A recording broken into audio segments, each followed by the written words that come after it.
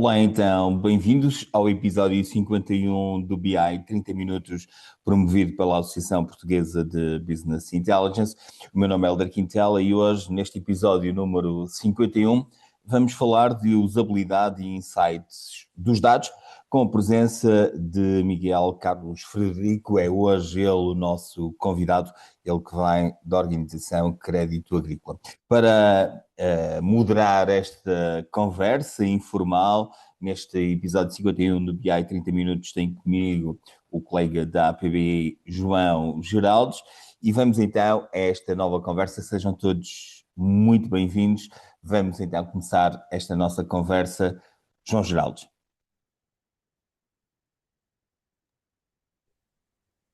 Olá, viva. Cumprimentar aqui o nosso anfitrião, Hélder Quintela, muito obrigado pelo convite. Convidar também o presidente e a direção da APBI, o José Rui, que é sempre um privilégio colaborar com a APBI, e dar também as boas-vindas ao nosso convidado, o Miguel Frederico, que teve a amabilidade e a disponibilidade de partilhar hoje connosco este mesmo espaço. E dar também cumprimentos a quem nos está a ouvir para efetivamente dar aqui as boas-vindas a todos e agradecer mais uma vez esta oportunidade. Devolvo a palavra então ao nosso anfitrião, Hélder Quintela. Acho que vai convidar agora a entrar o nosso convidado, é isso? O nosso convidado, Miguel Federico, obrigado por ter aceito este nosso convite da APBI para estar presente neste episódio, o episódio já 51 deste BI 30 minutos, onde partilhamos experiências, casos de estudo, novas metodologias, novas plataformas à volta dos dados, sejam eles mais tradicionais de Business Intelligence, Business Analytics, mas também de inteligência artificial. Vamos então à conversa. Olá, boa tarde, Helder. Boa tarde, João. Muito obrigado pelo convite, eu é que agradeço. Muito obrigado. Então vamos começar exatamente por dar a conhecer aqui o nosso convidado. Miguel, para começar, pode-nos explicar de forma breve o que é que faz um Incident Manager Team Coordinator no contexto do crédito agrícola e de que forma é que esse papel se articula com a estratégia global de Business Intelligence da organização, neste caso do banco. Ora bem, um Incident Manager, neste momento, para além de gerir a equipa, todos nós temos a função, de estar um bocadinho no olho do furacão quando as coisas correm mal, por assim dizer. Ou seja, se há uma disrupção de serviço, nós temos que pôr o serviço o mais rapidamente possível, que é o nosso objetivo, e para isso precisamos de dados. Os dados são sempre importantes para uma tomada de decisão rápida e acertada. Os dados incorretos podem nos levar a decisões incorretas ou menos boas, não é? E o incidente pode se prolongar e perpetuar no tempo.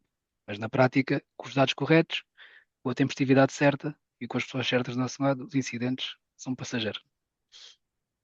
Muito obrigado pela tua resposta. Não sei se o Helder quer colocar alguma questão ou se eu continuo aqui a fazer as minhas questões. Continuemos. Continuamos? Ok. Então, seguindo na linha daquilo que acabaste de transmitir, e eu vou tratar por tu, e estamos aqui a falar entre colegas, e por isso não vamos deixar o formalismo de lado. Muito bem.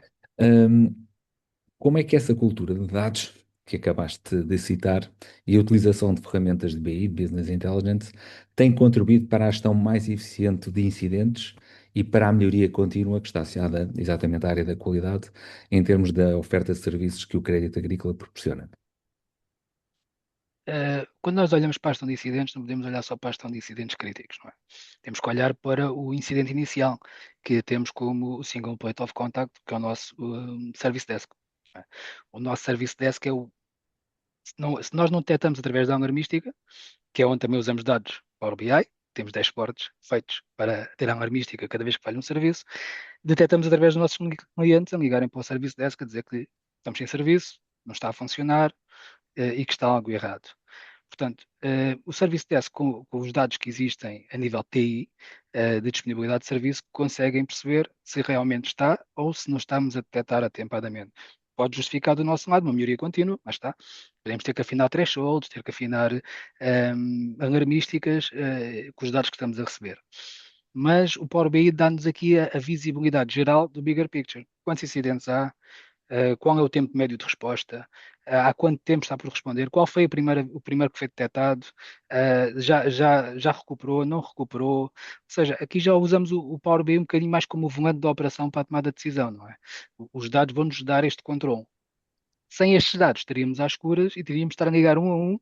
Olha, já está, já resolveu. Não, não é? E agora já não temos esse paradigma, não é? Mas acabaste de transmitir que os dados são de facto relevantes e suportam toda a atividade que estás a mencionar, nomeadamente alimentando os dashboards. Hum, Dentro desse contexto, tu achas, com base na tua experiência, que já são alguns aninhos, Há alguns anos. aqueles indicadores que nós tínhamos, por exemplo, há 10 anos atrás, seriam aceitáveis nos dias de hoje? Não porquê? Qual é o grau de exigência que sentes dos teus clientes internos e externos? Ora bem, há 10 anos atrás nós tínhamos indicadores de uma central telefónica. Tem X chamadas, recebeste X chamadas, respondeste a X, deixaste de atender Y. Basicamente era o que tínhamos, pouco mais havia. Atualmente nós conseguimos perceber há quanto tempo temos o cliente à espera, conseguimos estratificar as queues e ler as queues todas em tempo real, saber quantos clientes estão à espera para ter resposta em cada tema específico. E o mais importante é que conseguimos ter aqui uma política de self-service e ir afinando à medida conforme os indicadores que temos do dashboard.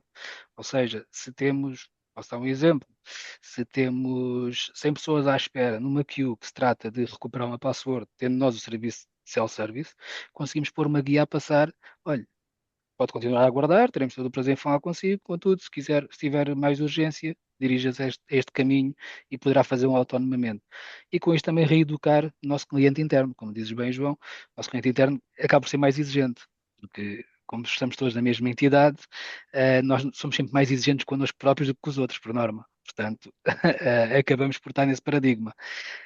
Um, não é só porque temos os dois paradigmas quando estamos a falar de dashboards e Power BI, que é o paradigma de quem está no poder e na decisão, não é? Estamos a falar de um quadro de administração executivo que olha para os dados e tira umas ilações muito leves no sentido que não conhece o aprofundado do negócio, e depois temos quem está à frente do negócio e tem que tomar decisões em 30 segundos.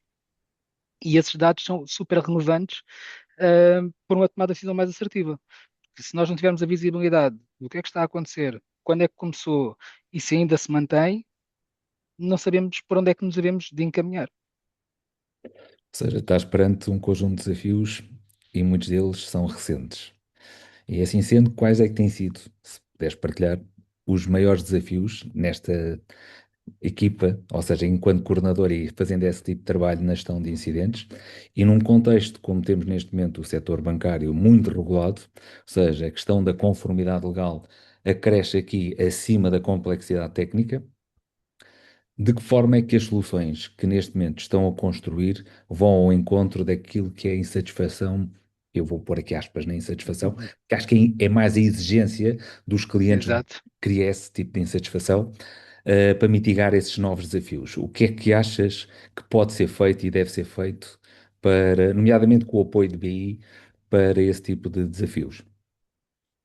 Eh, Repara, cada vez mais há desafios regulamentares, como mencionaste, estamos na área da banca, estamos sujeitos ao nosso regulador, que é o Banco de Portugal, e o Banco de Portugal, por consequência, ao Banco Central Europeu. Estamos num contexto europeu. E nesse contexto, cada vez há mais diretivas, mais guidelines, apesar de não nos dizerem ipsis verbis como é que temos que fazer as coisas, dizem-nos qual é o resultado que temos que chegar no final. Como quem diz, podem trabalhar os dados como quiserem, mas desde que no final consigam reportar isto. Então, a exigência prende-se muito com os prazos de dizermos, olha, temos uma disponibilidade, não conseguimos prestar serviço aos nossos clientes, qual foi a origem, qual foi a causa e o porquê que não conseguimos fazê-lo. Nesse sentido, o Power BI ajuda, mais uma vez, para uma tomada de decisão rápida, porque o que era um prazo de 4 horas estão a passar para 2 horas, e muitas vezes ter uma root cause analysis em 2 horas sabemos que é difícil, não é? Mas ao mesmo tempo eles também exigem que nós só reportemos se detectarmos 2 ou 3 fatores que coincidam uns com os outros. Podem ser diversos. Mas como não temos a root cause analysis, muitas vezes também não sabemos se de facto coincidem ou não e se temos o dever de reportar ou não. Pronto. E aqui o Power BI está-nos a ajudar nesse sentido.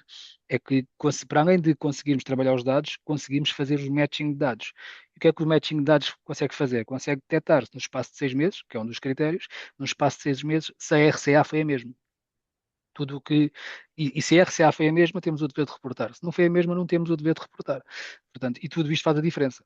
Conseguimos ter o espaço temporal, os timestamps e ter os dados guardados. E também andar para trás e para a frente na linha do tempo para conseguirmos comparar então esses mesmos dados.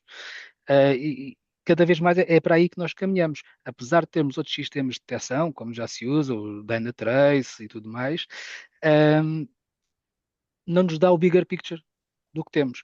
O maior desafio que nós temos aqui é o atraso às vezes de receber os dados. Como nós sabemos, os dados dos nossos sistemas não são tão bons como nós gostaríamos que fossem, mas que são resilientes, mas que não são muito rápidos, levam tempo a chegar a enviar os dados para a própria Blob Storage ou tudo mais, para o Power BI depois ir poder conseguir ler os dados. E às vezes perdemos aqui 5, 10, 15 minutos, que é a diferença entre nós alertarmos do incidente ou o nosso cliente alertarmos a nós do incidente. E isto parece que não, são só 10 ou 15 minutos, mas faz a diferença. Faz a diferença. Muito. Helder, eu estou aqui a liderar um bocadinho, ou Sim, melhor, sim, estou a, eu por acaso ia e passar agora para ti, exato. fazer aqui também uma pergunta. O Miguel tem falado muito nesta sinalização e neste mecanismo de alerta que acabam por ter com a plataforma de dados, que acaba por ter como visualização o Power BI, mas relativamente a este conjunto de dados, os dados estão sobretudo a ser utilizados para visualização e para sinalização, ou há também, e são sobretudo e apenas internos, ou há também aqui um mix de dados internos e externos, e há também tarefas sobre os dados que vão além da sua visualização? Sim, há esses cenários todos, como o Helder disse bem. Portanto, nós temos dados de aplicações nossas internas bancárias, que são estanques, por razões óbvias, não é? Porque temos que proteger os dados dos nossos clientes, e temos dados como vêm de uma central telefónica, que é o que nos permite saber as chamadas que estão em espera e tudo mais. E todos esses dados vão se cruzar numa blob storage que vai alimentar um Power BI. Okay? Ou seja, o Power BI vai nos permitir dar essa capacidade, que é puxar vários campos conforme o que precisamos de conjugar para obter os indicadores que precisamos. Um, e esta é a grande valência que eu vejo do Power BI, que é várias fontes conjugadas numa visualização única que permite uma tomada de decisão mais assertiva.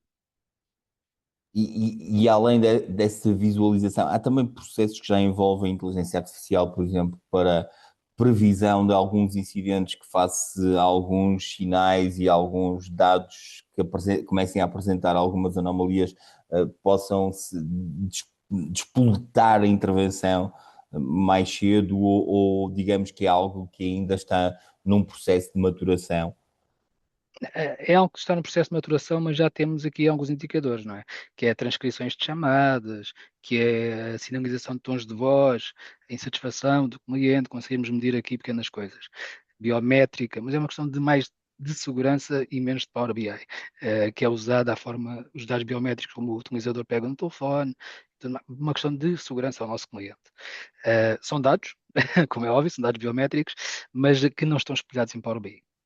Uhum. E relativamente agora também nesta evolução, acredito que muitas destas ações, e até pelo facto como o Miguel disse, de estarem a ser apresentados para que depois um operador, um humano com capacidade e conhecimento possa tomar uma ação, de que forma é que também vê alguns mecanismos de automação que possam vir a acontecer, nomeadamente aquilo que hoje já começa a ser a tendência da utilização de agentes e desta mistura dos agentes inteligentes com os humanos em equipa a trabalharem, no caso, na recuperação, na resolução de incidentes, dos vários tipos de incidentes. Sim, e é para aí que caminhamos, Helder. Estamos a caminhar para o sentido de as alarmísticas que temos no dashboard do Power BI, por aplicação, cada vez que for disputada, poder abrir um incidente automaticamente e adjudicar logo esse incidente à equipa responsável pela resolução. Sendo que isso vai disputar alguma sala em Teams, que é o que estamos a utilizar atualmente, em que juntam logo a equipa de incidentes e a equipa técnica para acelerar a resolução. O que é que isto significa? Significa que a pessoa não precisa de estar a olhar para o dashboard, ter que abrir o incidente, ter que analisar o erro. Significa que já está tudo aberto, já estamos todos na mesma sala a apontar à solução. Uhum. E isto implica, na sua perspectiva, resolução mais rápida ou resolução mais eficiente? As duas. As duas porquê? Se não perdemos tanto tempo a analisar e já sabemos o que é que se trata e pomos mais equipas técnicas, em princípio a resolução será mais rápida, dependendo da complexidade, não é? Mas demoraria sempre mais tempo.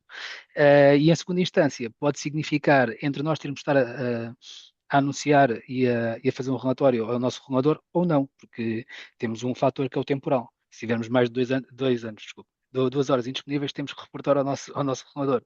Uh, só neste sentido, se ganharmos ali 15, 20 minutos, que é tempo precioso que damos aos técnicos para poder analisar e potencialmente resolver, às vezes são coisas simples, às vezes são coisas mais complexas, e quando são mais complexas, nós temos que anunciar ao nosso regulador e potencialmente até por aqui em causa se pomos um plano de continuidade de negócio para a solução de disaster recovery, né?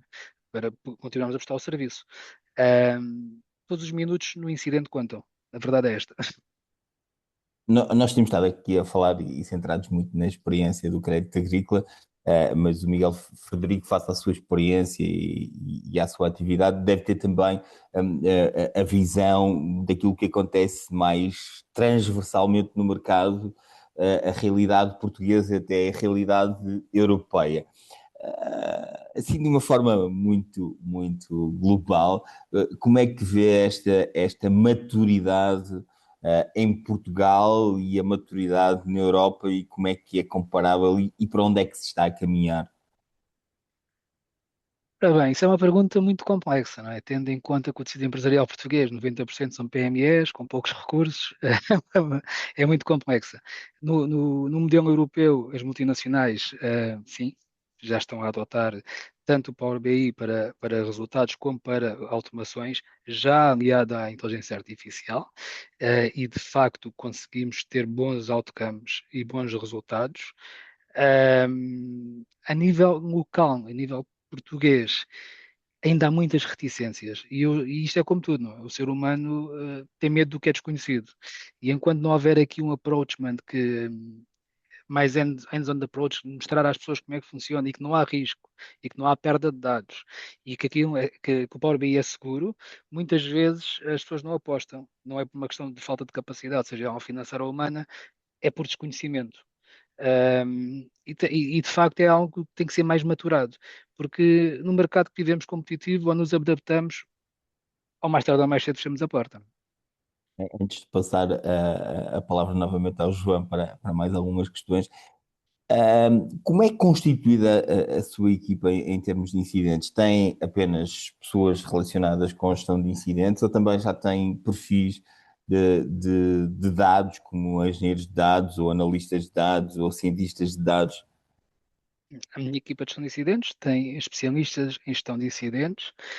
Contudo, trabalhamos com várias equipas de engenharia e que são especialistas em dados e que fazem esse trabalho por nós. Nós trabalhamos de perto com eles quando queremos desenhar alguma coisa, a nível de desenho de resíduos, dizer o que pretendemos, o que queremos, e felizmente conseguimos ter aqui em comum alguém que é muito bom a fazer isso, e que consegue entregar devidamente aquilo que pretendemos e aquilo que queremos. Agora acabamos por focar-nos mais no que vem a seguir. E o a seguir é exatamente o que o Helder mencionou, que é a automação através destes dados. João, Bem, antes de mais, agradecer aqui ao Miguel a forma prática e objetiva como está aqui a tornar muito interessante este momento.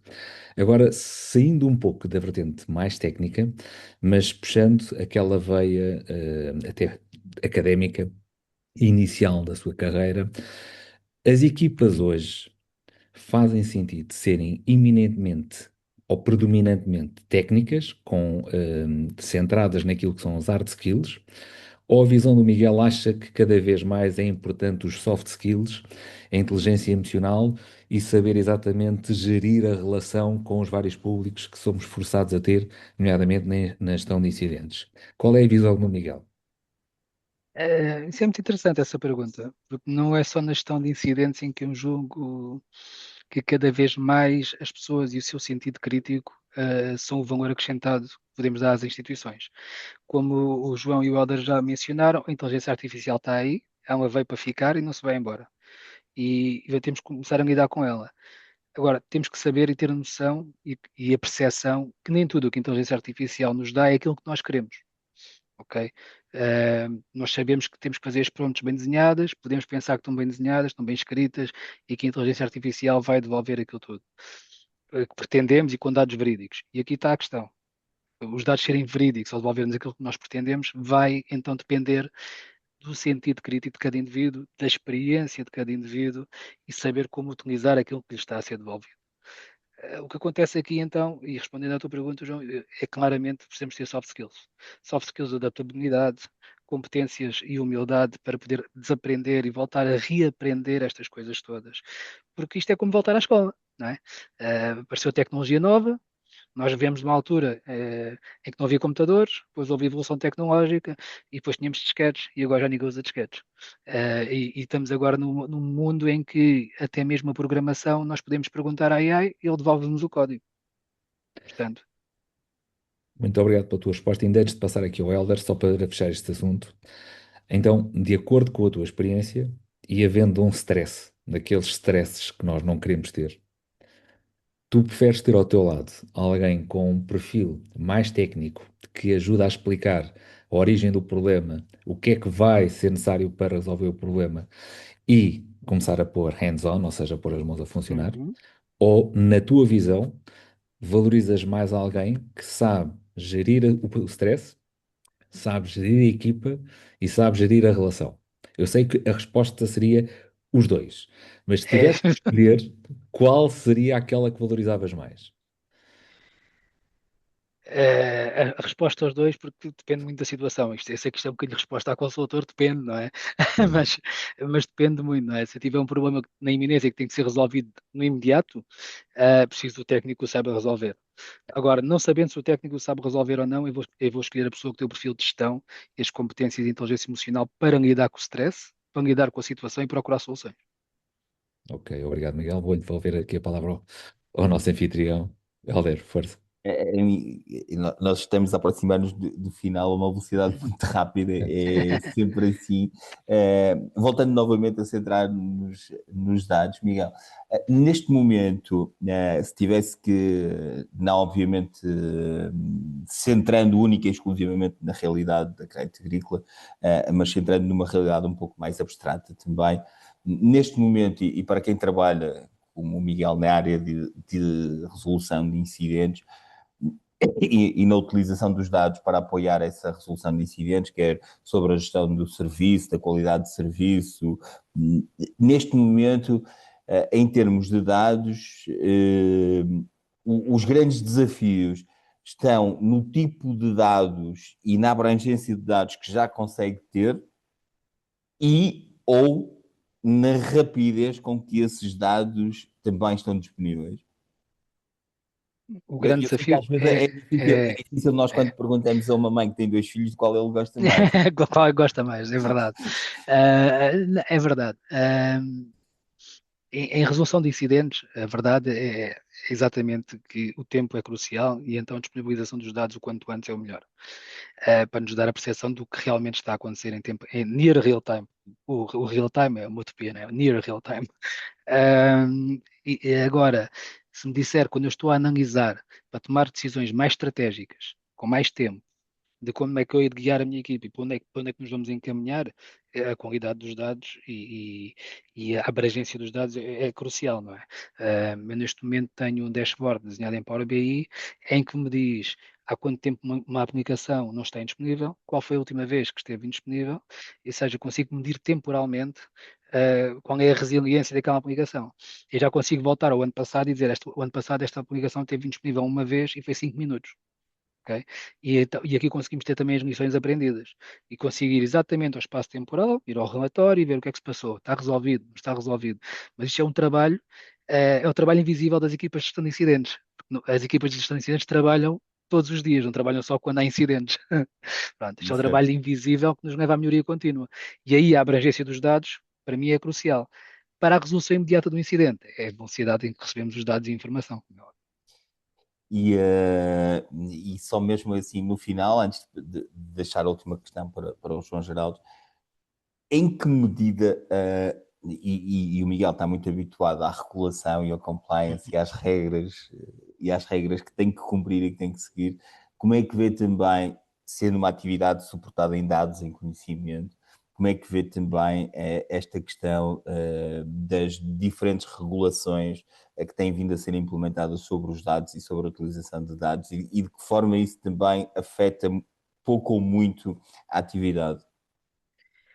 Ora, começo já por um fim, a atividade é muito afetada, porque em vez de muitas vezes estarmos a desenvolver ferramentas para uma melhor user experience do nosso cliente, estamos com desenvolvimentos táticos para dar resposta a questões regulamentares. Portanto, retira-nos aqui a nossa capacidade, muitas vezes, de podermos estar a desenvolver coisas novas e mais interessantes para os nossos clientes. Mas pronto, mas ao mesmo tempo, se compreender que se existem restrições regulamentares, é porque alguém se portou mal ao meio do caminho. E se alguém se portou mal ao meio do caminho, alguém teve que pôr mais medidas regulamentares. Porque a tecnologia tem destas coisas, é do bom e do mau. É bom para umas coisas, mas para quem tem um pico de malvadez, né, por assim dizer, consegue tentar procurar outras coisas menos próprias e nós temos de nos salvaguardar enquanto entidade bancária. Segurança é a nossa prioridade. João, deixo para ti o encerramento em termos da última pergunta para o Miguel. Muito obrigado, Hélder. Miguel, aproveitando aqui a tua experiência e o facto de tu ter já uma visão para além do crédito, se estivéssemos a fazer esta entrevista em 2040, ok?